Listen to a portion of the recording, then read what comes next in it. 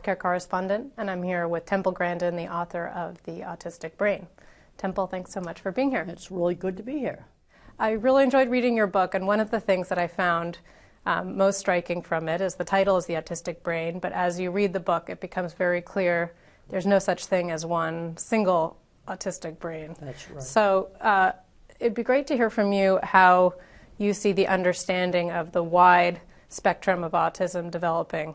The understanding of autism has changed quite a lot just in the past decade. So what do you see as the most interesting advances in the understanding of autism disorder? is a very, very wide spectrum. I mean, Einstein had no speech until age 3. He'd probably be labeled autistic.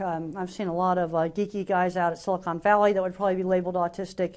And then at the other end of the spectrum, you've got much more severe autism, where the child remains nonverbal and is very handicapped and will have to live in a supervised living situation. So it's a huge spectrum. And one of the core deficits, especially on the higher end of the spectrum, is the social communication problems. And so for you, you were able to take skills that you had specifically as someone who is autistic and apply them to your career. You have many PhDs. Can you help describe for the audience what those skills were, how being autistic helped you in your professional pursuits? Well, I'm an extreme visual thinker, and we have an entire chapter in the autistic brain about different kinds of thinking. I am a photorealistic visual thinker. I think completely in pictures, and I was very bad at algebra. Another kind of mind is the more mathematical mind, and you can get this in autism too, where they think more in patterns. They have trouble with reading. Another third type is the word thinker. And the thing about kids labeled autism is they tend to have uneven skills, good at one thing, bad at something else. And in the Autistic Brain book, that's the first book where I've actually found the scientific data that shows that two types of visual thinking exist. Picture visual thinking like me, and the more pattern mathematical type of visual spatial thinking. And I can't emphasize enough, we've got to build on skills. And these different kinds of minds can work together on projects. You were born in 1947. At that point, the definition of autism was only 4 years old. And the therapies that are available to people who are autistic have changed dramatically over that period. What do you see as promising therapies for people who are diagnosed with autism, or what do you see as potentially troubling about the way that autism is treated? Well, the most important thing is early educational intervention. I had excellent early educational teaching from 2 speech therapists that worked out of the basement of their house. You got to start working on these little kids. Everybody agrees on that. You got a little kid that's not talking, doing a lot of behavior all by himself, rocking and things like that. The worst thing you can do is nothing. But then they kind of diverge into 2 groups. You get the higher sort of social communication problem kid with no friends, and then on the other side of the spectrum you get somebody that's a lot more severe.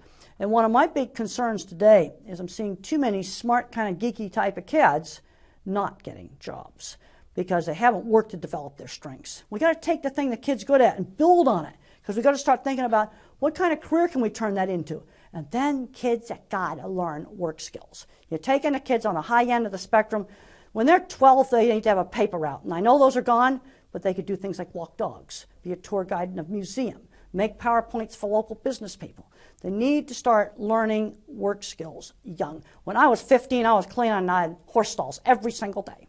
So in terms of the science and how it continues to evolve, I mean, you've described ways that autism, even people who are autistic, can go on to have very successful careers depending where they are on the spectrum. But the scientists continue to look also for ways to treat autism. There was something just in the past week or so from UCLA, a public-private partnership looking at drugs to treat autism. What do you think about medical treatment of Well, autism? there's way too many drugs given out to little kids like candy. Way, way, way too many. I mean, I take antidepressant medication and stop my constant panic attacks. And that's something that absolutely saved me, just a very, very low dose of antidepressant drugs. Then I get asked, would I like to be cured? No, I like the way I think. And then you get people on much more severe end of the spectrum where they can't do any normal activities. We certainly like to do something to improve that. It's like autism is an important part of who I am, and I like my logical thinking, but I consider myself a college professor first. My career comes first. And I'm getting worried about too many kids getting hung up on their autism. I'd rather have them get hung up on computer science or being a journalist, something where they can make a career out of it. So what do you, if you had to say sort of one thing to all of the researchers who continue to do work on autism, because the field really has expanded enormously, you see more scientists interested in the field, what are your priorities that you think you'd like to see addressed by the scientific community? My priorities are the sensory problems. Sound sensitivity, touch sensitivity, problems with visual sensitivity. So better understanding those sensory problems, where they come from? Well, and how to treat sensory problems, because sensory problems vary from being a nuisance to being completely debilitating, where the person will not be able to tolerate a normal office, won't be able to tolerate a noisy restaurant. And for every paper they've done on face recognition, and I've done so many papers on that, I'm sick of that. We know about that's a problem. There's only one paper on sensory for every 100 papers on face recognition. And I would make sensory issues top priority, because these are things that make it impossible for the individual to do normal activities. How can you even be social if you can't stand being in that restaurant with 5 TVs that are going on at once? People that have problems with flicker of fluorescent lights, sometimes colored glasses work. But I want to emphasize, not everybody on the spectrum has a visual problem. Sensory issues is a top priority. And why is that kind of getting neglected? I think it's difficult for people to kind of understand an alternate reality, where maybe some wool pants that don't bother you would drive me absolutely crazy and just feel like sandpaper on my legs. Last question for you. One of the most controversial subjects around autism in the past decade has been vaccinations and its ties with autism. And you see now in the UK a big outbreak of measles that some have tied to mothers' reluctance to get their children vaccinated. In your book, you kind of leave the door open that it's I leave the door open, and this is a big distractor to me, because I have my own agendas, like sensory problems, getting people jobs, and things like that. I would rather talk about a whole lot of other stuff. Okay. Well, thank you for that. Thank you, Temple Grandin in New York. This has been The Economist.